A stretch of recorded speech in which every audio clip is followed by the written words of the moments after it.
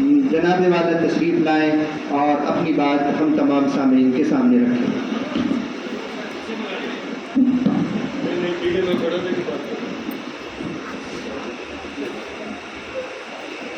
अस्सलाम वालेकुम। नहीं, मैं बहुत देर से सबको सुन रहा हूँ और सब लोग कह रहे हैं कि ये वक्फ का कानून आएगा तो हमारी ज़मीनें छीन ली जाएगी, हमारी मस्जिदें छीन ली जाएगी, वगैरह वगैरह वगैरह। वक्फ के कानून का इंतज़ार मत कीजिए, आपकी ज़मीनें, आपकी मस्जिदें, आपकी दरगाहें ऑलरेडी छीन ली जा रही है। अभी एक हफ्ता पहले ही मैं अहमदनगर के एक गांव गुहा करके है, वहाँ गया था। वहाँ 800 साल पुरानी एक दरगाह है। करीबन 5 साल से 2.5 साल पहले, और उसके पहले मैं आपसे बात करना चाहता हूँ कि 800 साल से उस गांव में हिंदू मुसलमान एक साथ रह रहा था। उस दरगाह की हिफाजत, उस दरगाह में जो उर्स वगैरह सब मनाया जाता था वो हिंदू मुसलमान साथ मिलके करता था।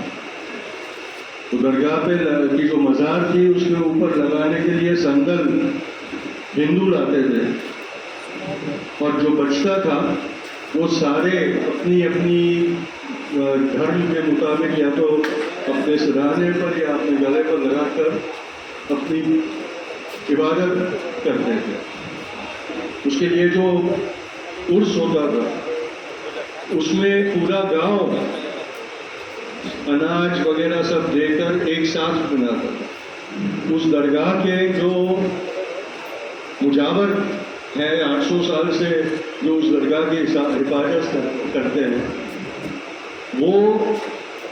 वो शख्स थे जिन्होंने उस गांव में सबसे पहले सार्वजनिक गणपति की स्थापना की थी। तो ये भाईचारा उस गांव में चला आ रहा है। फिर उस गांव में सनातन संस्था घुसी, उस गांव में बजरंग दल घुसा, उस गांव में विश्व हिंदू परिषद घुसी, और उन्होंने वहाँ मसला शुरू कर दिया कि ये तो दरगाह हमारे नाथ पंथ के हिंदू संत की थी और मुसलमानों ने उसके ऊपर कब्जा कर लिया। वहाँ से दुश्मनावटी शुरू हुई। 2 साल पहले वहीं के लोगों ने पुलिस की मदद के साथ उस दरगाह के अंदर जो कलीक नाथ करके नाथ पंथ के संत थे उनकी मूर्ति लगा दी।